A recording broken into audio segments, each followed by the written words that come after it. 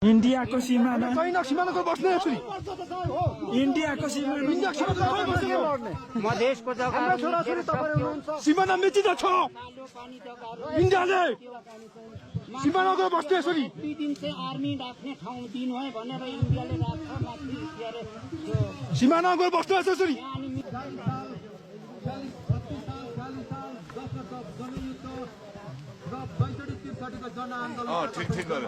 आवाजहरू उठाएका छन् यो दबाउने काम कुनै पनि सरकारमा दम छैन भन्ने हामी घोषणा गर्छौँ। त्यसैले फेरि एकचोटि यो दिनु है भनेर इन्डियाले राख्छ माथि के अरे त्यो বাংলাদেশ এবং পাকিস্তানের পর এবার নেপালের সীমান্তে ঝাড়ুর বাড়ি খাচ্ছে ইন্ডিয়ার বর্ডার গার্ড বিএসএফ। গতকালকে বিএসএফ সদস্যরা নেপালের বর্ডারে তারকাটার বেড়া দিচ্ছিল।